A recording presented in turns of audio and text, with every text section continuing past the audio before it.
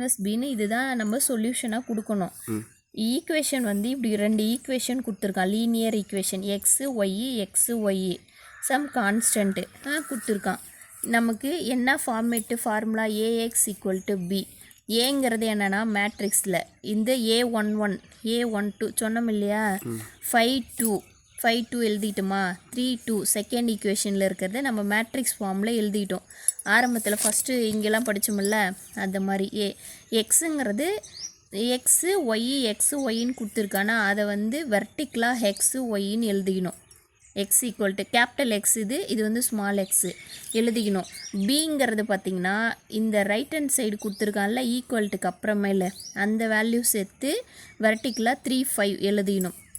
எழுதிட்டு நம்ம modulus of ஏங்கிறது முன்னாடியே படிச்சிருப்போம். இதை டிட்டர்மைன் கண்டுபிடிக்கிறது 5 × 2 10 minus 3 × 6 minus 6 4 not equal to 0 வருது.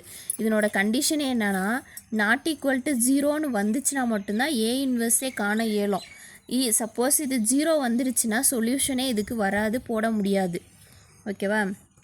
ஏ இன்வெர்ஸ் நமக்கு என்ன ஃபார்முலா சொல்லியிருப்பாங்கன்னா A inverse equal to 1 divided by, நம்ம இதெல்லாம் முன்னாடி படிச்சது, 1 divided by modulus of A into adjoint of A.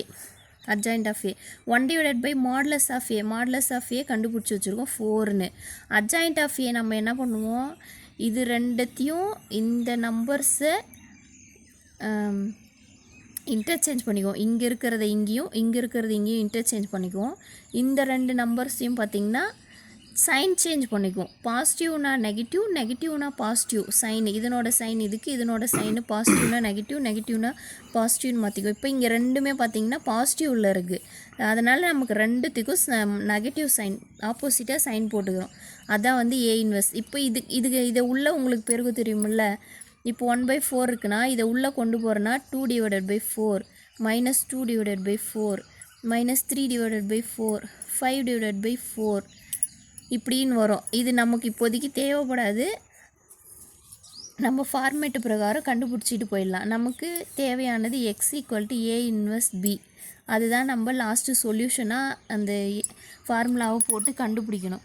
So எக்ஸுங்கிறது நம்ம என்னென்னு எடுத்திருக்கோம், எக்ஸு ஒய்ன்னு எடுத்திருக்கோம். ஏ இன்வெர்ஸ் பி என்ன கண்டுபிடிச்சி வச்சுருக்கோம், ஏ இன்வெர்ஸுங்கிறது இதோ கண்டுபிடிச்சி வச்சுருக்கோம், எழுதிக்கணும். பிங்கிறது என்னது, இந்த 3 5 எழுதியிருக்கும் பற்றி ஈக்குவல்ட்டுக்கு அண்ணாண்ட இருக்கிறத அதை எடுத்து எழுதியிருக்கோம். இப்போ இந்த ஃபார்மேட்டுக்கு இங்கே எழுதிட்டோம். இப்போ நம்ம யூஸ்வலாக பண்ணுற மல்டிப்ளிகேஷன் தான் 1/4. இது என்ன பண்ணுவீங்க, பெருக்கணும். 2 கொண்டு போயிட்டு 7 மெத்தடு பெருக்கல் ஏற்கனவே முன்னாடி பார்த்துருப்போம். 7 மெத்தடு பெருக்கல் 2 × 3 6.